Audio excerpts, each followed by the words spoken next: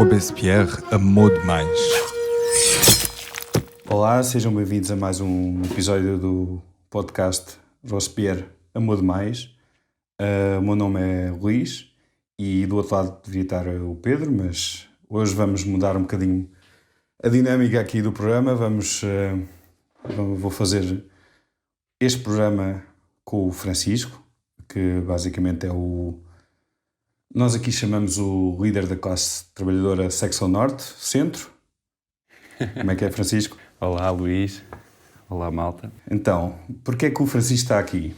Então, nós hoje vamos deixar de parte um bocado o tema das guerras de libertação das ex-colónias portuguesas, em África, e vamos entrar num assunto que nos é muito querido. Não é assim, Francisco? É verdade, sim, senhor. Sim, sim. Para mim é o início da atividade.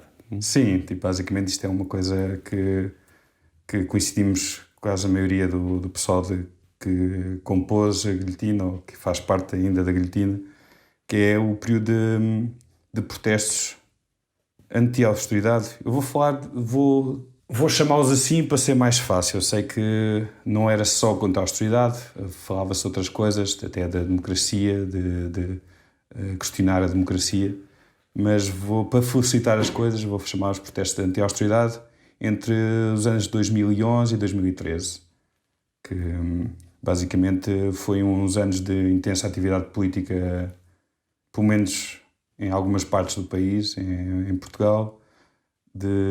Houve uma certa ruptura nas maneiras de fazer política e nós, cada elemento da guilhotina, quase todos, viemos dessas lides de assembleias populares, de grupos, das acampadas. O Francisco, por exemplo, diz lá, de onde é que tu vieste, Francisco? Conta-nos um bocadinho brevemente, sobre de onde é que tu apareces aqui neste período de convulsão social. Eu já tinha assim despertado um bocado para estas coisas, um pouquinho antes, mas basicamente foi, para mim, foi a acampada em Coimbra e depois a Assembleia Popular, que se estendeu aí durante 1 ano e meio, mais ou menos, que basicamente foi a minha escola, e continua a ser onde eu tenho as minhas raízes a nível político. Sim, isto aqui nós já vamos falar, porque isto é assunto, então, para o pessoal mais novo, ou o pessoal que já não se lembra dessa altura, ou o pessoal que não esteve envolvido nestas coisas. Mais à frente vamos explicar o que é isto da acampada, o que é que são estas coisas das Assembleias Populares, e porque é que surgiram nesta altura. Isto é muito difícil. Uma das coisas que me levou-nos a ter a ideia de fazer este podcast é que a história parece que ninguém fala desta altura, que para nós foi um momento importante. Se calhar, se calhar nós damos uma importância, damos demasiada importância porque nos toca pessoalmente, mas mesmo assim acho que é importante falar deste passado 10 anos do final destes protestos, tentar ser o mais factuais possíveis, mas dado que quase todos os elementos da guilhotina participaram, efetivamente estiveram lá, foram testemunhas de alguma das coisas que aconteceram nessa altura, iremos transmitir a nossa visão dos acontecimentos, porque isto de ser imparcial, isso é uma tanga do capital. Então, vamos começar a falar porque é que houve durante estes anos tanta convulsão social, tantos protestos, não só em Portugal, mas isto fez parte de um movimento a larga escala a nível internacional. Então vamos explicar mais ou menos o porquê, o panorama político e social de Portugal naquela altura. Então, Portugal, vínhamos de 5, 6 anos de governo de Sócrates, do PS. Já tinha sido... A austeridade já começava a bater forte. Portugal já estava a entrar numa crise profunda, vindo da crise do crise de 2008, a grande crise económica de 2008. Começou a bater forte e feio, tipo, em Portugal. E os mercados começaram a fazer pressão sobre os mercados, e politicamente a Europa, tipo, a Comissão Europeia, começaram a pressionar Portugal, a querer que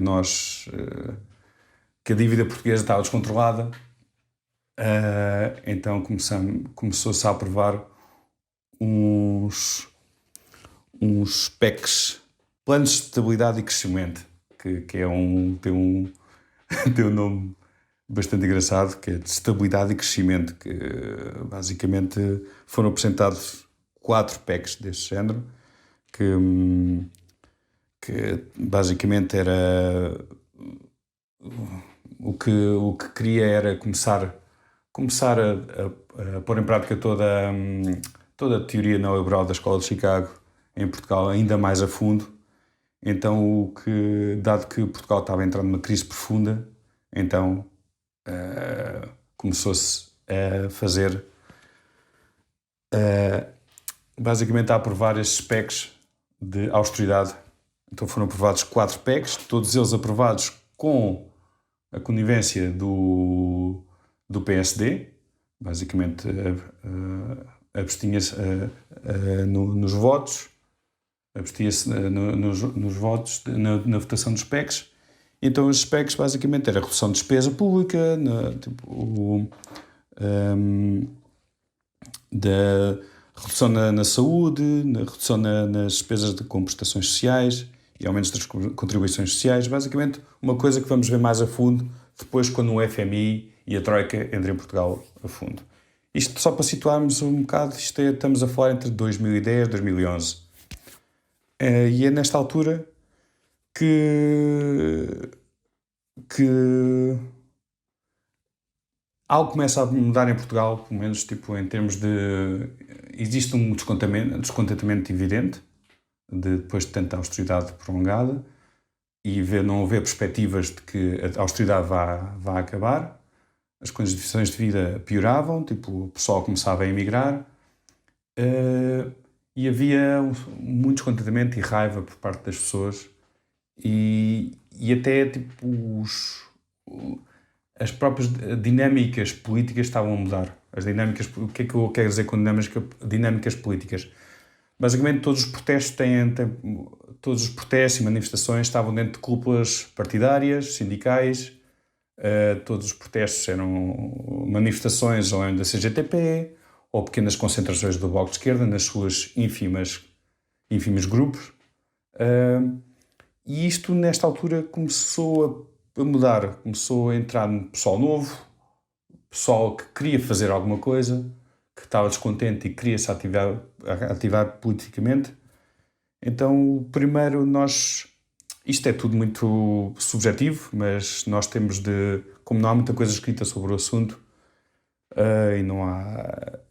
Então, o que nós resolvemos começar para explicar esta dinâmica de protesto, dinâmicas de novos intervenientes políticos, pessoas não alinhadas ou basicamente pessoas não militantes de partidos a começarem a participar ativamente na política. Começamos, o primeiro exemplo disso mesmo é em 2010.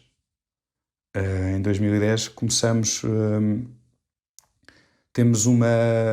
realizou-se a Cimeira da NATO nos dias 19 e 20 de novembro, se eu não estou em erro, de 2010, e houve uma manifestação, a manifestação da Paz Sim, Guerra Não, da plataforma Paz Sim, Guerra Não do PCP, que tem sempre as suas manifestações e as suas concentrações de protesto. E naquela altura, mas também foi convocada outra manifestação através de uma plataforma criada nessa altura. Criada não, isto nasceu em 2009, já tinha alguma... Já começou esta plataforma já tinha algum historial de crescimento. Esta manifestação foi convocada pela plataforma anti-guerra Antinato, que se chama PAGAN, que depois vamos ver que muitos membros da PAGAN vão ser importantes na criação de assembleias populares e de um próprio movimento social em Lisboa durante o ano de 2011.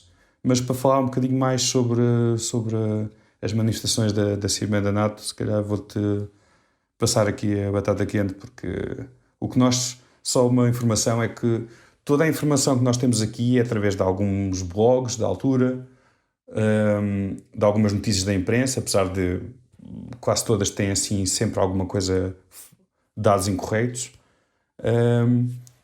A maior parte da informação foi feita através da recolha através de entrevistas a pessoas que nós conhecemos, a ativistas, que uns que ainda estão ativos, outros menos ativos, mas para que a memória não se apague, fomos entrevistar algumas pessoas e algumas dessas pessoas que entrevistámos tiveram mesmo ligadas aqui à manifestação daqui da PAGAN. Não sei se tu queres falar-me desta manifestação, tu, Francisco? Sim, posso falar um pouco daquilo que fui ouvindo nestes dias de preparação para este episódio.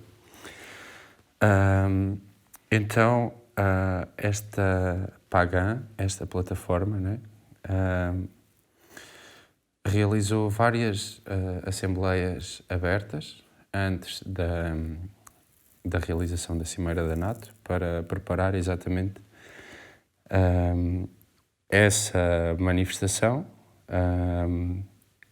no mesmo dia da manifestação convocada pela plataforma Paz Sim, Not Não, associada à CGTP.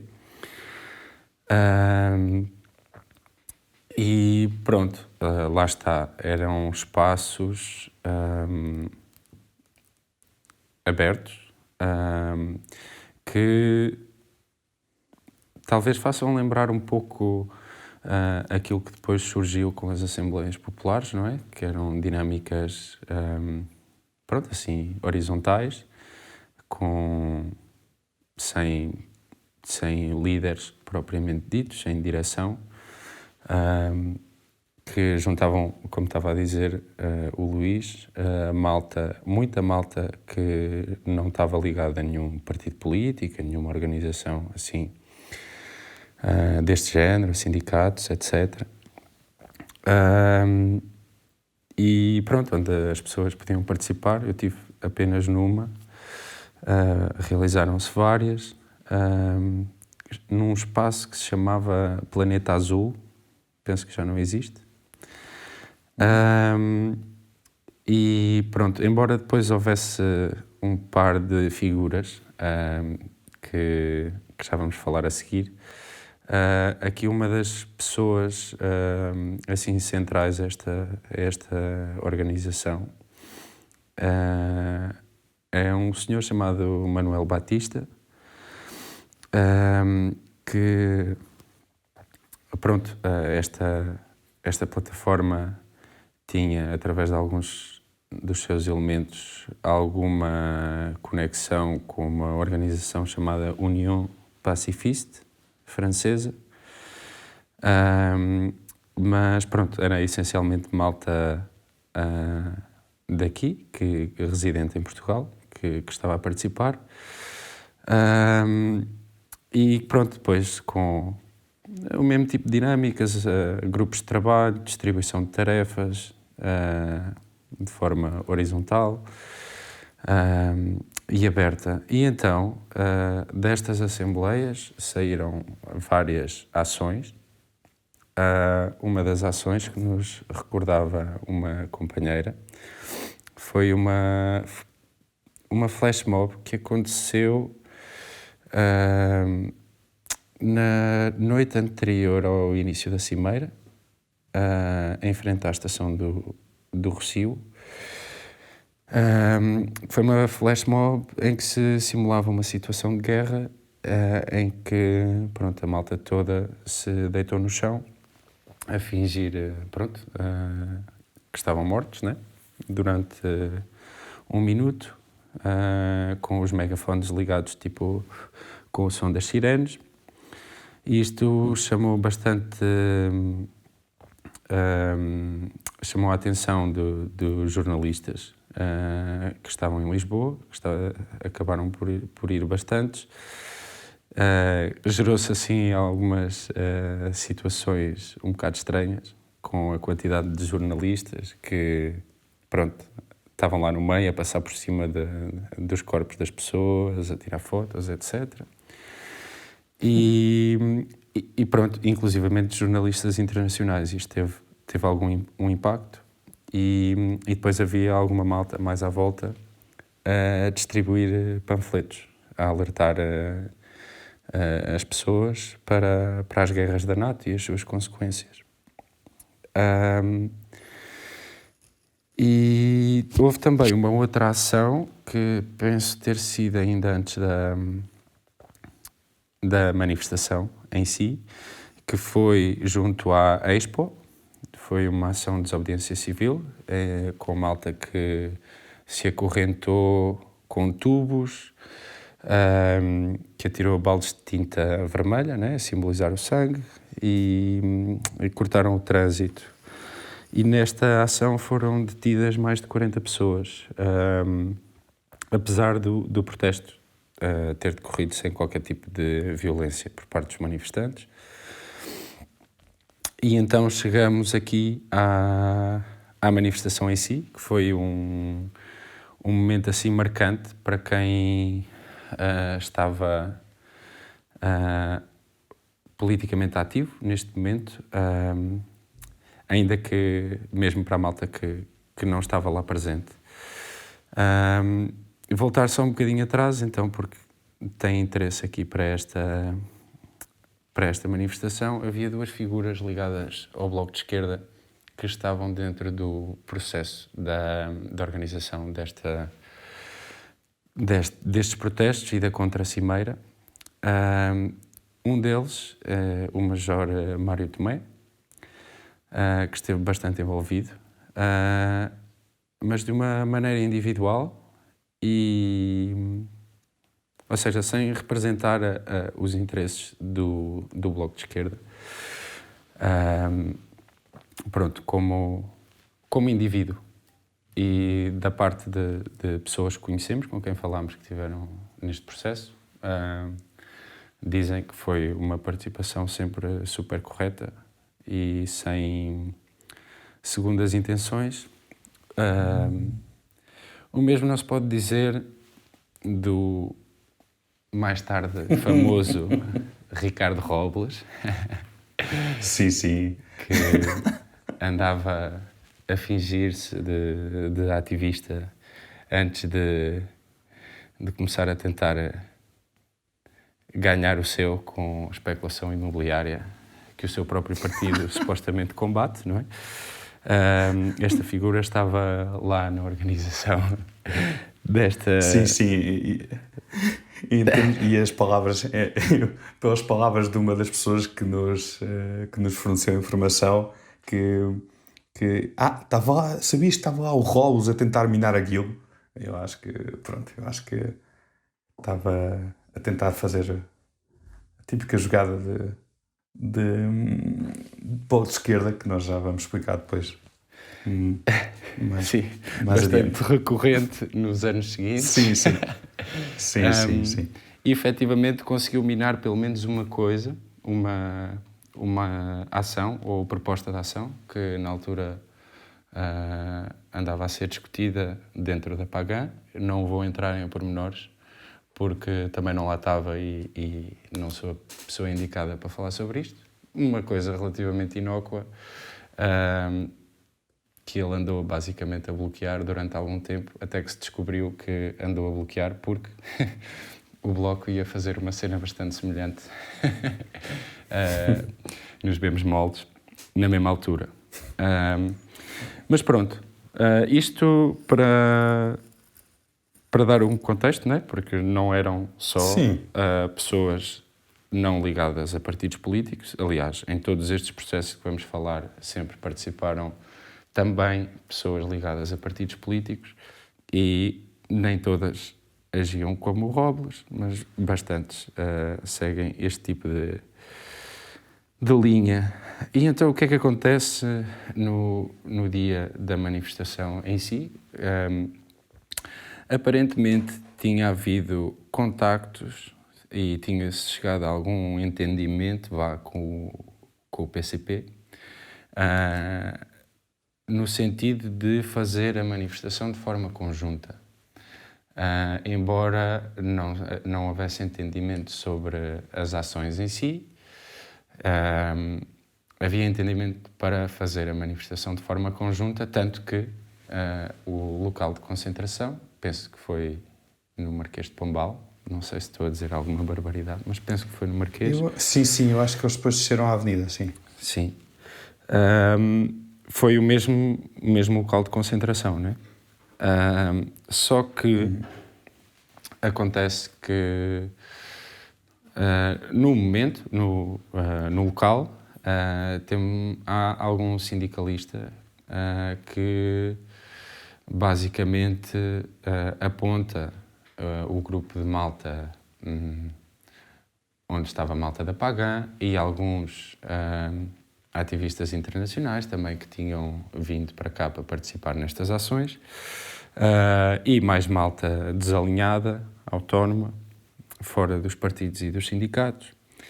E esse tal sindicalista aponta para a cauda da manifestação, onde estava todo este grupo, e basicamente aponta como os radicais, ou qualquer adjetivo que tenha sido usado na altura, e é isto que despoleta então a separação dos dois grupos, ou deste grupo da massa principal da manifestação, que é então rodeado por um dispositivo policial, penso quase do mesmo tamanho que o número de pessoas que estavam a participar nesse setor. Uma cena completamente surreal, em que formam uma caixa policial, um quadrado policial à volta deste grupo. E pronto, e aí gera-se um momento de tensão. Há a malta que tenta que a Pagan em si continue, portanto, malta do outro lado da manifestação, que chama a Pagan para fazer parte do desfile, para não estar na caixa. A malta da Pagan não aceita isso, obviamente, e há várias pessoas também que saem desses últimos blocos da manifestação Paz Sim, Not Não, vamos lhe chamar assim, para se juntar a esse grupo que estava rodeado, e inclusivamente uma dessas pessoas que depois aparentemente há de ter sofrido algumas represálias dentro do próprio Bloco de Esquerda foi o Mário Tomé, que desceu a Avenida da Liberdade dentro do cordão policial também. O mesmo não se pode dizer do nosso caro amigo Robles, não é? Sim. E uma dessas pessoas que entrou para dentro da caixa, supostamente, foi o nosso camarada Pedro, ausente hoje, mas também entrou para dentro dessa caixa. Que ele estava fora antes, mas depois... Lembrou-se que tem que seguir a linha justa, não é? A linha justa do outro lado, sim. E então houve, pronto, assim, um forte clima de intimidação policial. Não chegou a haver propriamente confrontos ou nada desse género. E como, depois de decorrido todo o desfile, como não houve assim nada que justificasse uma intervenção mais pesada da parte da polícia, acabaram por pronto, por deixar todas as pessoas sair e continuar as suas vidas, digamos assim, sem repercussões judiciais ou o que quer que seja. Sim, só para nós termos uma noção, para o pessoal ter noção. Eu lembro nessa altura que não estava ligado a nada, nem tinha participado em manifestações de lado nenhum, mas lembro perfeitamente do dispositivo policial que havia em Lisboa nessa altura, e em Portugal. Tipo, nós estamos a falar de que o Estado português tinha fechado as fronteiras. Havia vários autocarros que vinham de vários pontos do Estado espanhol, e acho que até um da Finlândia foram pedidos a entrar no território português. Autocarros completamente revistados, pessoal todo revistado. Basicamente, tipo, na Expo, onde era a cimeira, aquilo parecia... estava tudo cheio de polícias. Basicamente, em Lisboa vivia-se um clima de estado policial brutal mesmo. Só para termos uma noção. E isto tudo para uns quantos manifestantes. Tipo, não sei quantos manifestantes é que houve nesta manifestação ou nesses protestos, mas também não, acho que eram meios completamente absurdos para o nível de manifestantes e a perigosidade, ou algo que isso seja, dos mesmos. Sim, porque eu lembro-me que houve uma grande histeria à volta disto. Eu acho que na altura tinha 16 anos ainda. Sim, pá, tu eras um jovem imberbe nessa altura, pá, tipo, incrível. É verdade, é verdade. E acabei por não ir exatamente porque se construiu esse tal discurso nos mídia de tal maneira demonizador destes perigosos radicais com ligações internacionais, grupos terroristas e não sei quê. E pronto, não é? Tipo, eu ainda era bué jovem e também ainda não tinha experiência nenhuma nisto. E acabei por não ir, por assistir a estas coisas, lá está, pelos mídia. E é uma coisa interessante, no seguimento daquilo que estavas a dizer, Luís, é que o espaço Schengen nestes 3 dias, penso que o dia anterior à Cimeira e os 2 dias da Cimeira, foi suspenso em Portugal. Sim. Exatamente para dar legitimidade à polícia para barrar pessoas indesejadas no nosso território. Pronto, e que acaba por ser um momento em que, pronto, pelo menos para a minha geração, para a malta que estava na adolescência, nesta altura, mostrou bem como esta história da livre circulação de pessoas e mercadorias, lá está, só serve para quando dá jeito, não é? Este protesto, apesar de ser sempre importante centrarmos assim, né, em protestos contra a NATO, mas o que é interessante o que foi interessante para nós incluirmos este protesto neste episódio sobre protestos anti-austeridade, basicamente isto não são protestos anti-austeridade, mas são a maneira de fazer as coisas. A maneira de fazer as coisas, as próprias assembleias abertas, as próprias ações, reivindicativas, tipo este tipo de flash mob, são pequenas coisas que agora se calhar estamos fartos de fazer, de ver, e se calhar tipo, até questionamos, até podemos questionar tipo, o resultado, qual é o resultado dessas ações, se valem a pena ou não agora. Mas é verdade que em Portugal não se fazia, era um deserto, e todo quem tinha o controle, salvo seja, tipo, mas quem fazia este tipo de ações eram sempre organizações ligadas ao Bloco. E nesta altura houve outras pessoas a fazerem este tipo de ações houve Assembleia aberta e horizontal, e esse é o princípio, foi das primeiras vezes, pelo menos nestes anos, há muito tempo que não acontecia em Portugal. Posso estar em erro, tipo, também não sei, não tive num momento estudantil dos anos 90, não faço ideia como é que isso aconteceu, estive muito longe, mas, ou pelo menos voltou-se a ter estas práticas. Sim, e acho que é o principal ponto pelo qual é importante falar deste momento. E continuando, estamos em novembro isto é o 20 de novembro de 2010. E em dezembro começam os primeiros protestos na Tunísia, daquilo que viriam a ser as chamadas as Primaveras Árabes, e pouco depois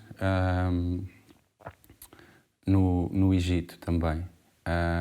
E é importante só dar esta nota porque, no fundo, as razões eram talvez um pouco diferentes em alguns pontos, não é? Estamos a falar de regimes, países que eram governados pelo mesmo líder há várias décadas, não é? E havia um descontentamento com esse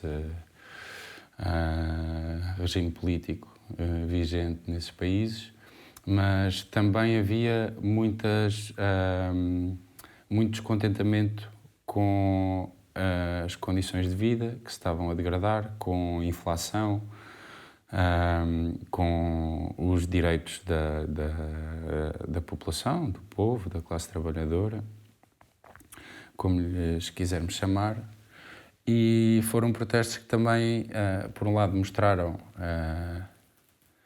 ao mundo que era possível derrubar poderes instalados há muito tempo através da mobilização popular e da organização das populações. E, por outro lado, algo que vai influenciar mais à frente aquilo em que nos vamos centrar, que é a ocupação do espaço público de forma permanente para exigir mudanças. Neste caso, com este tipo de reivindicações ou de razões para o descontentamento, e depois, mais tarde, na Europa e no resto do mundo, com outras razões, com outro discurso, mas mais ou menos na mesma linha de ocupação de espaço público, de assembleias, de auto-organização dos manifestantes. Acho que é importante, acho que as pessoas inspiraram-se mais no modus operandi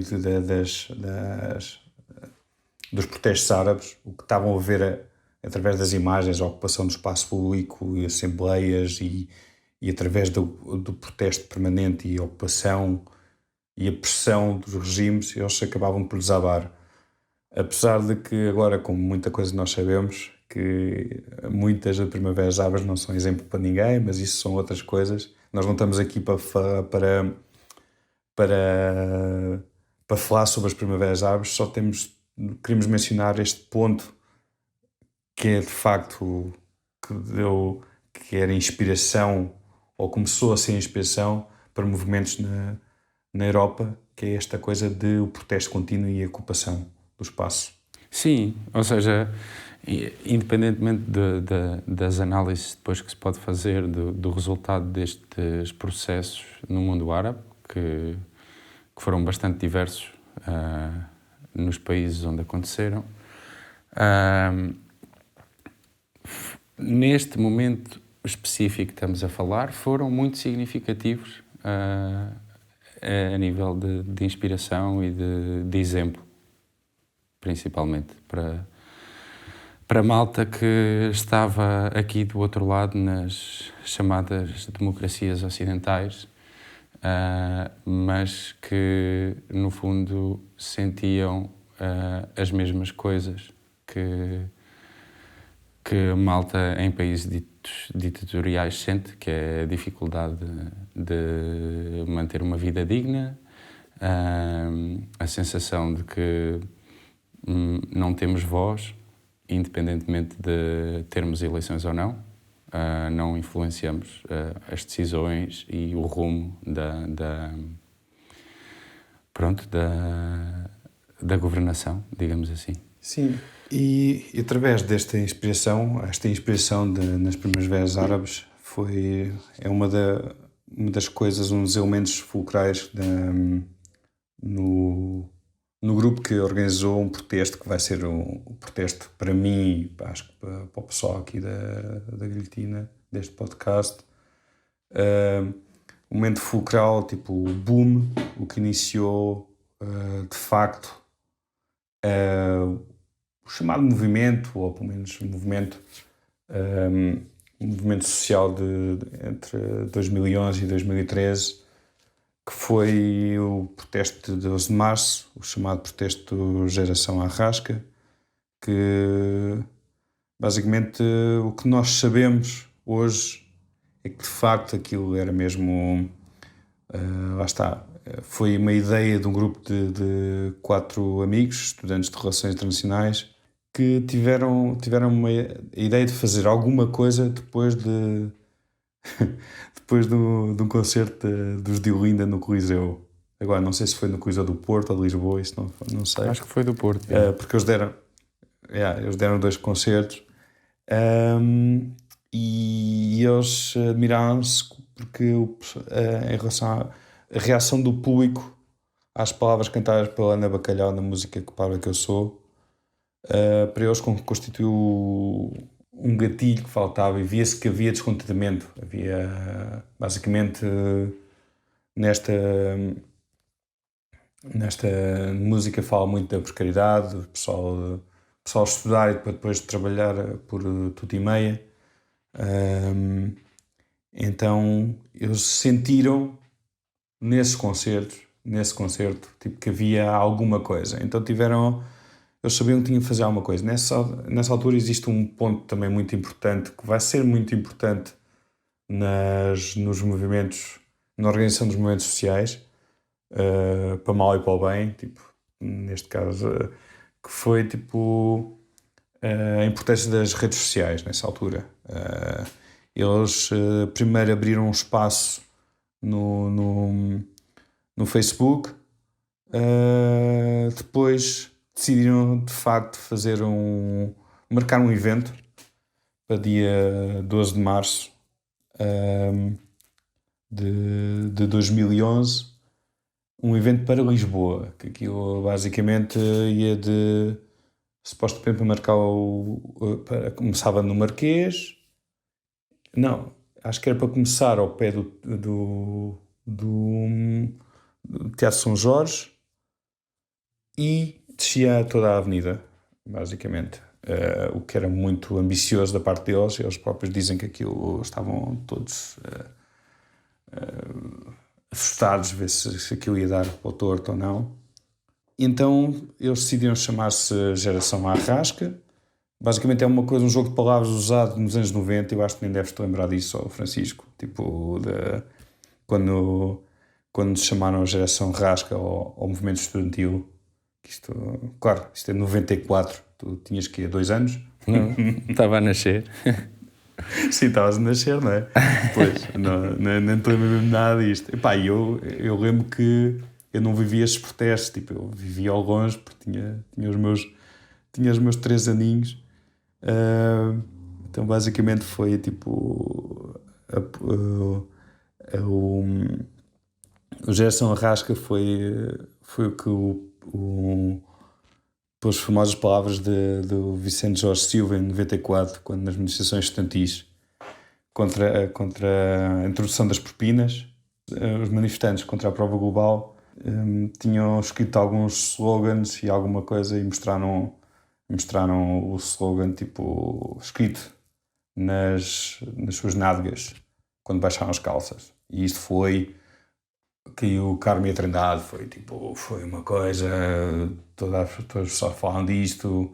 Então diziam que estes miúdos não têm respeito nenhum e perderam a razão, aquele tipo de coisas que se dizem em Portugal sempre que há algum tipo de protesto. Eu não quero estar, não sei se vou estar aqui a dizer alguma coisa errada, mas se bem me lembro, não da minha experiência, mas Sim, dos quando tu vídeos 2 que anos, vi, lembro. eu acho que eram 4 os que baixaram as calças e que tinham escrito nas nádegas "não pago". Portanto, uma letra por cada nádega. Sim, sim. E um deles é... Bem, eu acho que não vamos mencionar aqui nomes, só para dar importância a isto também. Sabemos quem são. Pronto.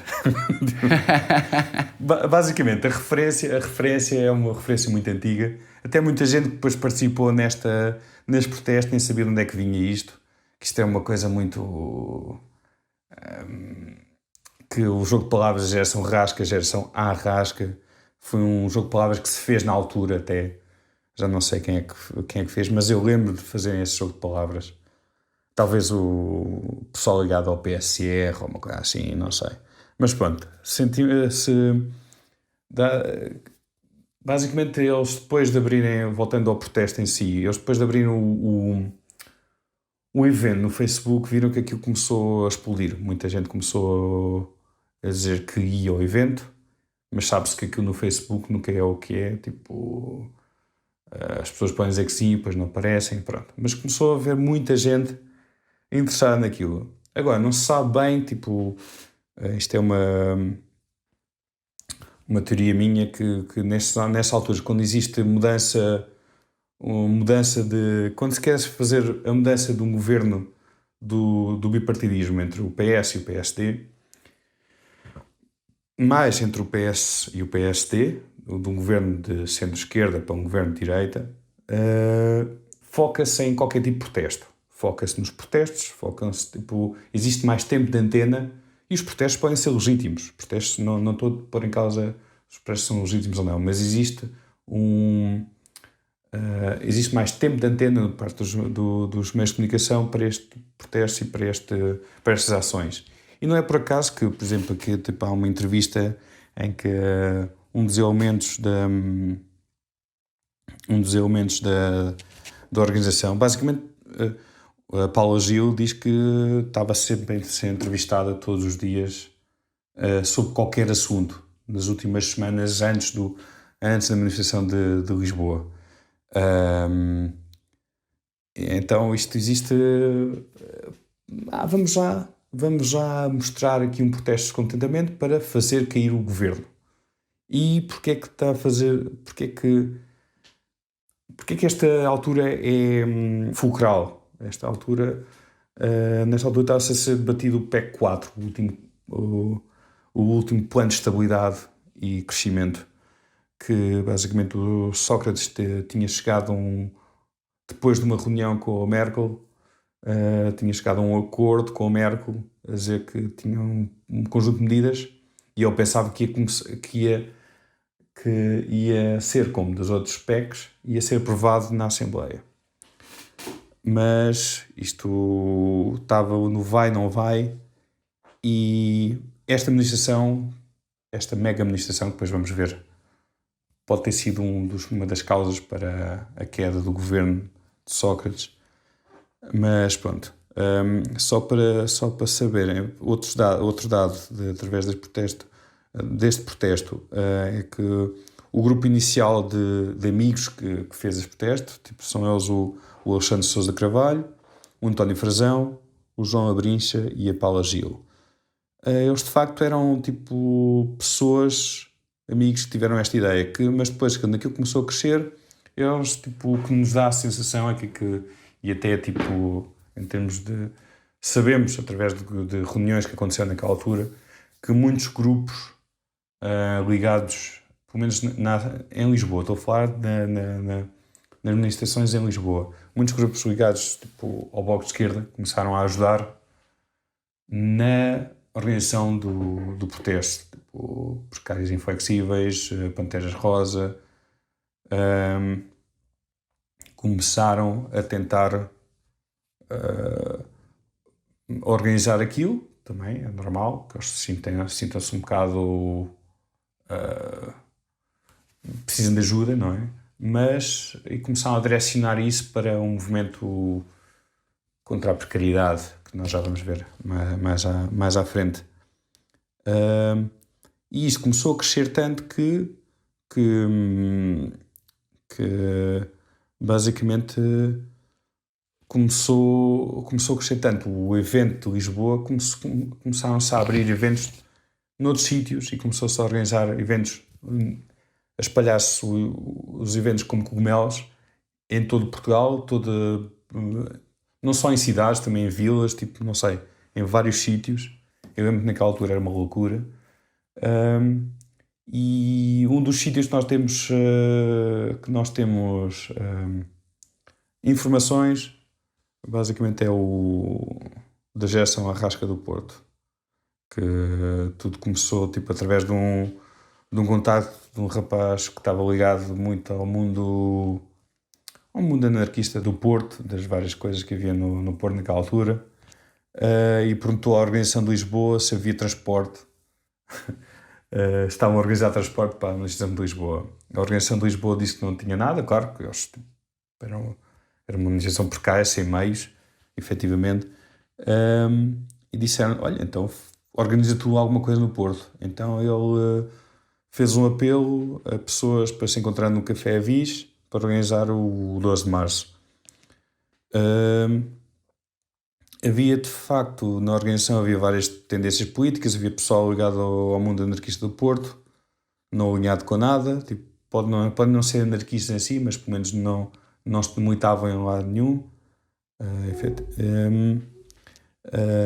Havia pessoal que se metia em política pela primeira vez, na preparação deste evento, e havia efetivamente quadros do Bloco de Esquerda na organização. E basicamente este é o que nós sabemos do Porto. Em Lisboa, também falar que a Paula Gil era militante do Bloco de Esquerda, na altura, e eles diziam sempre, normalmente o João Abrins diziam sempre que aquilo havia todas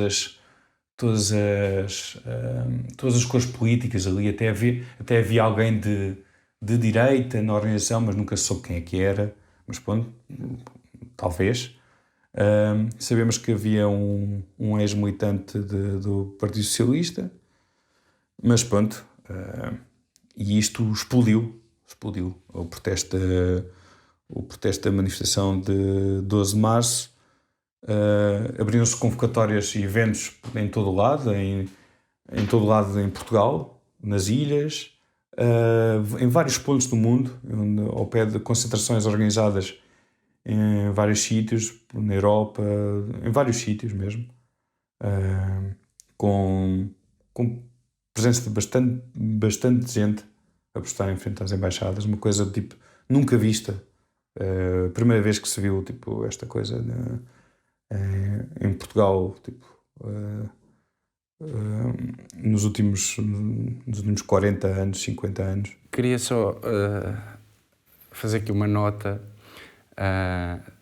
e se calhar meter aquilo que tu disseste antes por outras palavras e talvez alguns acrescentos sobre como é que isto explodiu, não é?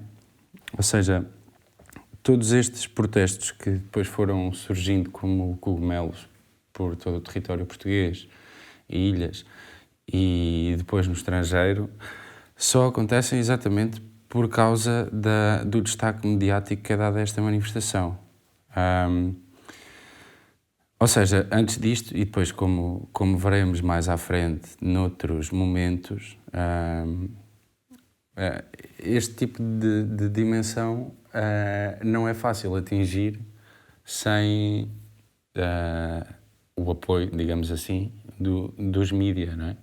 E isto só aconteceu porque o PS, o governo de Sócrates, este segundo governo de Sócrates, governava em minoria.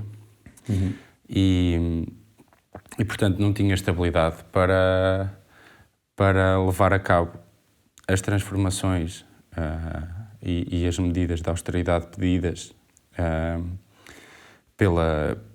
pelos mercados, pelo FMI, pela Comissão Europeia e pelo Banco Central Europeu, sozinho. com estabilidade, não é? E pronto, sabemos de quem é que são propriedade os meios de comunicação, não é? Isto acontece porque ao capital seria mais benéfico mandar abaixo este governo e tentar meter outro, eventualmente, se possível, com uma maioria absoluta, como veio a acontecer alguns meses depois. Sim, sim. E depois também vamos falar mais à frente, né, nas acampadas e nesses protestos por uma democracia verdadeira já e por aí fora, tudo o que saiu daí teve um tratamento por parte dos meios de comunicação completamente diferente, não é?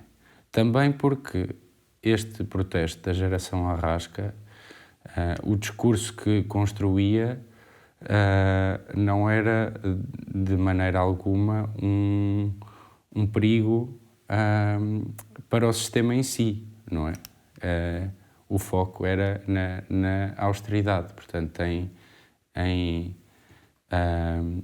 detalhes da governação nesse momento, não é? E foi por isso que foi dado o destaque que foi dado, assim como pouco tempo antes nas manifestações de professores organizadas na luta encabeçada pela FENPROF, nessa altura, porque eram protestos que podiam servir aos interesses do capital, dos grandes empresários e proprietários e etc., banqueiros, sem os pôr em risco demasiado.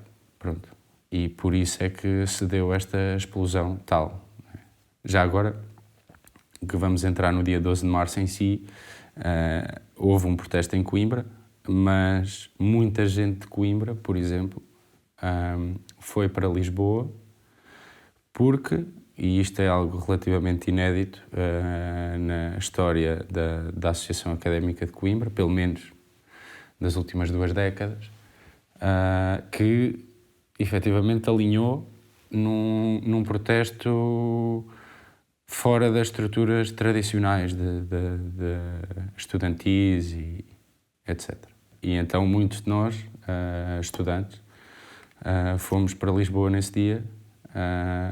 Lá está, porque havia uma conjugação tal de forças que permitiu que os protestos ganhassem a dimensão que ganharam. Yeah.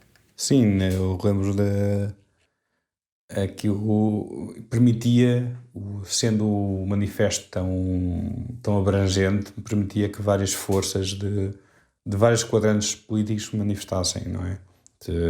Eu lembro de passar ao pé do pessoal do PNR que estava lá. Havia pessoal do PNR, havia um gajo com o quadro do Stalin a dizer Eterna Saudade. Estava ao pé do pessoal do PNR, de repente passa por mim o pessoal que eu nem sabia na altura, mas era o pessoal dos Futura Fer, Futuro Mas. Sei lá, havia muita gente que para nós temos... Eu não sei, eu não tive presencialmente nos protestos do que se lixa a Troika, depois no final em 2013, mas eu lembro que foi muita gente. Eu lembro de, apesar do meu... por família e não só, eu lembro que fui a muitas manifestações, CGTPs e desse género, e eu... ou 25 de Abril, coisas assim, eu nunca vi na minha vida, a Avenida Liberdade tão cheia de gente, não havia espaço para andar. Estava super compacto, yeah. Sim, compacto. Aquilo estava mesmo muito compacto, não havia alturas que estavas mesmo, parecia que estavas num concerto, com a quantidade de gente que estava ali, e havia vários... Não havia muitas palavras de ordem, é verdade, ninguém sabia bem ao certo onde é que ia. Havia o pessoal da organização começou a... Eu vi o pessoal da organização no princípio, mas depois via a enchente que vinha da rotunda do Marquês, enchente brutal, pessoal a sair dos transportes públicos, pessoal a vir a aparecer de todo o lado, e de facto foi mesmo enchente brutal. Mas não foi só em Lisboa, foi no Porto, em Faro, sei lá, foi em todas as cidades, em todos os sítios, tipo, muita gente, tipo, em termos de números oficiais, eles falam, tipo, por exemplo, de 200 e 300 mil pessoas em Lisboa. Eu penso que foram mais, tipo, eu acho que aquilo foram mais do que, tipo, uma celebração do campeonato do Benfica, que é verdade que já tenho o meu passado de adepto de futebol, que eu tenho aqui de confessar, não é? E eu lembro que fui algumas vezes ao Marquês, é verdade. Não me orgulho nada, mas eu lembro que neste dia havia muito mais gente. Pá, fala-se em 80 mil pessoas no Porto, eu acho que foram mais, porque aquilo, tipo, a ver pelas imagens, aquilo estava à pinha também. No tal, tipo, houve 11 manifestações em cidades portuguesas, tirando aquelas que foram tipo em vilas, em Madrid, Barcelona, Londres, Berlim, sei lá, em toda a Europa, tipo, ao pé das Estocolmo, embaixadas sim, em Portugal. em todo Sim, lado. foi em todo lado. Tipo, eu conheço pessoalmente mesmo uma pessoa que esteve na embaixada nos Países Baixos, que disse que tiveram para aí umas 200 pessoas lá, tipo, pá, eram coisas incríveis, e era pessoal de todos os espectros. Muito pessoal, que nunca tinha participado em nada, não é? E que Sim. basicamente acho que pronto, sentiu este chamamento pela primeira vez também por esta manifestação, apesar depois de sabermos alguns detalhes que não batem tão certo, mas que era uma manifestação partidária, laica e pacífica, não é? Portanto, Sim. muita gente que não se revia em nenhum dos partidos e que estava descontente, que tem aí o seu primeiro momento para sair à rua e manifestar o seu descontentamento. Sim, eu lembro que fui. Lembro que encontrei-me com muitos amigos meus ali e ficámos no final. Tipo, eu fui com o meu próprio cartaz, fiz aí qualquer coisa. E eu lembro no final, em vez de irmos todos beber uma jola, tipo, ou beber um café, ou tipo, ir para casa, lembro que ficámos no Rossio durante bué tempo a falar sobre política. E eu era uma coisa que nunca tinha feito, assim, ou pelo menos durante tanto tempo, com certas pessoas, pelo menos, com uma sendo tão abrangente aquilo. E eu via, pá, eu fui também um jovem, não tão jovem, mas pronto, inconsciente, tipo, fiquei eufórico com aquilo. E basicamente este foi o boom, a ruptura que fez com que começassem a nascer alguma coisa. E até este protesto que nós vamos ver mais à frente é um protesto que foi importante para inspirar até o movimento no Estado espanhol. Sim, agora já estamos assim um bocado ambientados, só estamos mais ou menos a meio dos pontos que tínhamos para falar neste primeiro episódio. Mas pronto, seguindo esta conexão, não é, que o Luís estava a falar, que isto acabou por inspirar, de certa maneira, alguns momentos nos meses seguintes no Estado espanhol. Aqui também, no 12 de março, na geração Arrasca, já se via algumas destas influências da Primavera Árabe, que depois só se materializaram realmente a partir do 15 de maio em Madrid. Mas eu lembro-me que no evento do Facebook, antes da antes Sim, já da- sei o que é que tu vais falar. Diz aos pessoal, tu vieste com uma tenda para Lisboa para acampar. Não, mas houve alguém que publicou no evento, alguns dias antes, um cartaz, que já não me lembro bem o que é que dizia, assim, qual era o lema da coisa, mas pronto, para o 12 de março.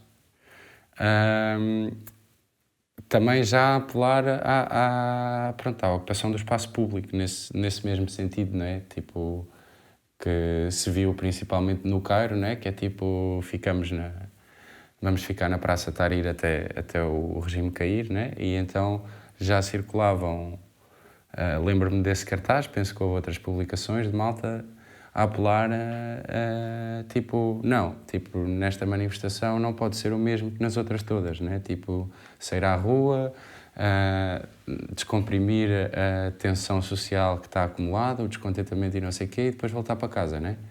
E então havia esse cartaz a apelar à malta para ficar no Recio, que era o ponto, como tu estavas a dizer, né?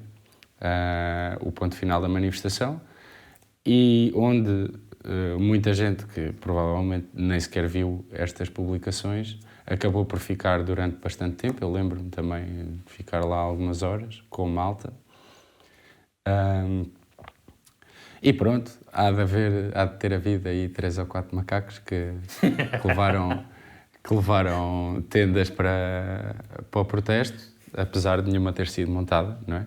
Foi... Não chegaste a montar a tenda ali no Recio, não? Não. Desta vez não foste a vanguarda. No Rios ao Carmo, mas isso já foi em 2014. Isso ainda falta muito. Não diga, falta, deixa-te lá isso. Não.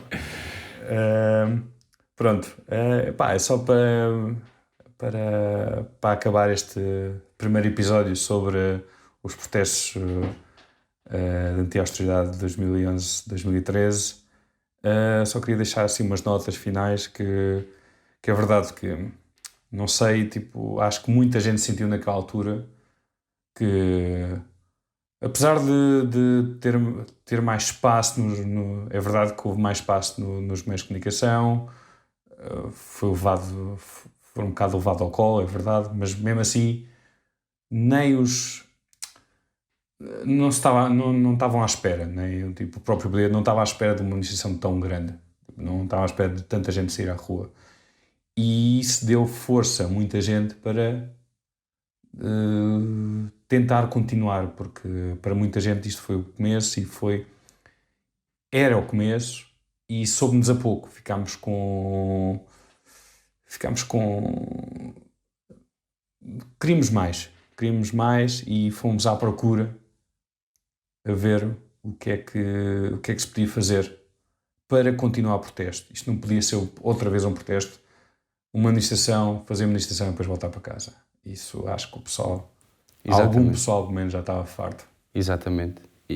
E apesar deste grupo inicial que chamou este protesto não ter feito nada propriamente nesse sentido, pelo menos no imediato, o protesto acabou por ser um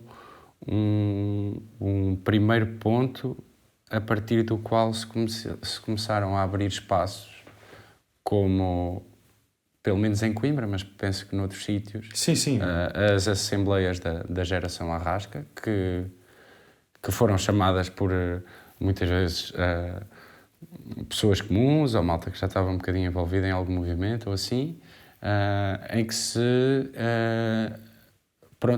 tentavam, lá está, como estavas a dizer, abrir espaços para a participação política, para a continuação do processo de resistência, digamos assim, para não ser só este momento de catarse em que o pessoal fica todo maluco, lá está, porque afinal somos bué de gente que está descontente e que não concorda com isto e que gostava de que as coisas funcionassem de maneira diferente, mas que não tinha qualquer tipo de espaço onde se organizar, não é?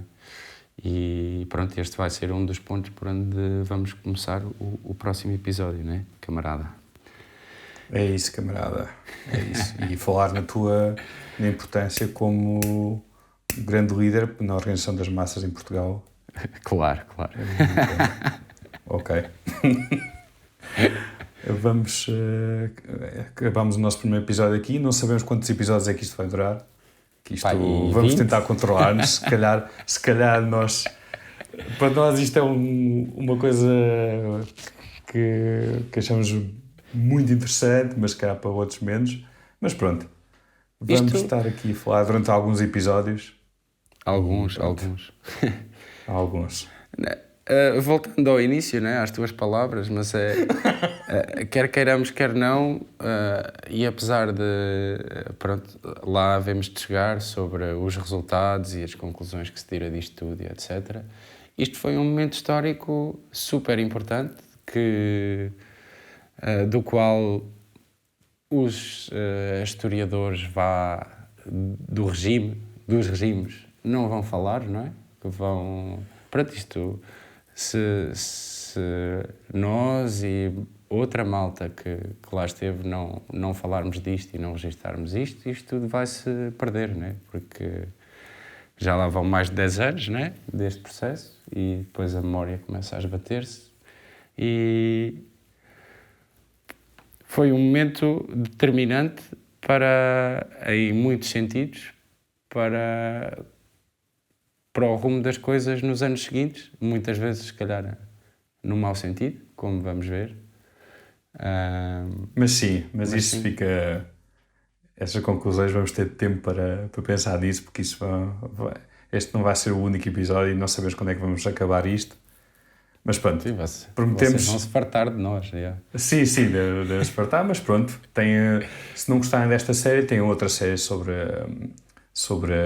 as guerras de libertação em África, que também é interessante, não é? E vamos continuar com essa série e outras. Nós temos aqui também outras ideias, mas isso, pronto. Então vá, olha, um grande bem-aja para todos, para si e para os seus, beijinhos e até ao próximo programa. Tchau, pessoal.